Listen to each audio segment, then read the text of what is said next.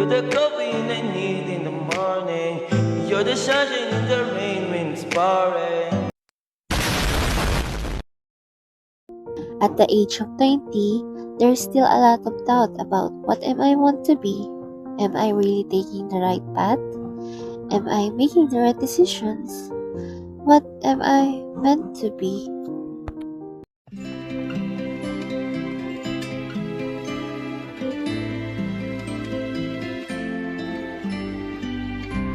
It isn't that I'm ungrateful for all the things that I've earned, for all the journeys I have taken, all the lessons that I have learned.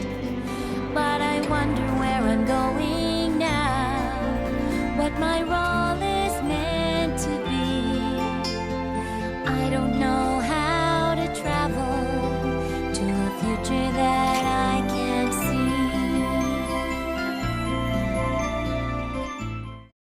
Sabi nila, ang totoong laban ng buhay ay nagsisimula sa pagtapak mo sa kolehiyo. Pero para sa akin, nagsisimula ang lahat sa pagkabata. Tatlo kaming magkakapatid, pangalawa ako at nag-iisang babae. Bata pa lang ako bilang nag-iisang babae at lumaki sa pamilyang Kristiyano, malaki at marami ang inaasahan ng pamilya ko sa akin. Dapat palaging nasa ayos ang pananamit, kumilos, pagsasalita at sa pagpili ng magiging kaibigan.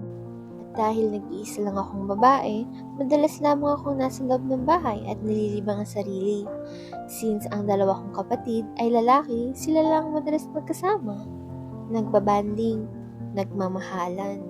Ang mga magulang naman namin ay maghapon na sa trabaho at tanging gabi na lang kami kung magsalo-salo. 14 years old ako nang mas naging conscious ako sa sarili ko. Feeling ko kasi ang pangit-pangit ko, ang itim-itim ko, ang taba ko. Feeling ko because of my physical appearance kaya wala akong kaibigan. Isa sa mga habit ko ang mag-drawing. Bata pa lang ako, mahilig na akong mag-drawing. Kaya sabi ko sa sarili ko, gusto ko paglaki ko, maging isa akong animator sa Japan.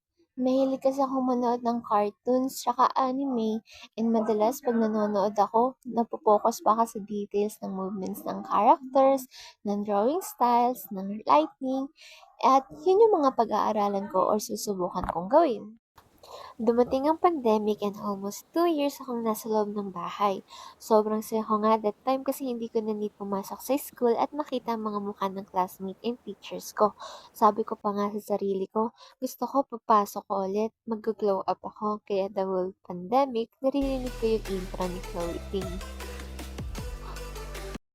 During pandemic ay nagkaroon ng online classes, and that time napansin ko na naging sobrang distracted na ako sa pag-aaral.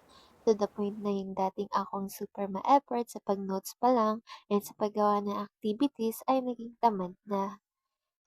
But despite that sadness during pandemic and online classes, I met unexpected people that will contribute to my growth and development. During my darkest and loneliest days, dumating siya and now magpo 4 years na kami. I always consider him as a gift from above. But because of him, he made me feel that I'm loved, that it's okay to be with someone, na it's more fun if you have someone. That time, hindi lang yung partner ko yung naging part ng buhay ko, but also I met a new friend. And even though because of pandemic ay hindi kami nagkakaroon ng physical bond, I'm still happy kasi I have someone na masasabi ko as my friend. God gave me these people to make me realize that I just need to look around and open my heart to others. Life sometimes will make you feel those sad moments and will let you be alone for you to learn to stand up on your own. And even though I didn't have the happiest childhood life, I am grateful because God put me in that situation. Because of that, I have learned to appreciate every people that comes into my life. I learned to treasure every moment with people that I trust and love. And lastly, I learned to smile and love myself because I am not afraid anymore that I will be alone again.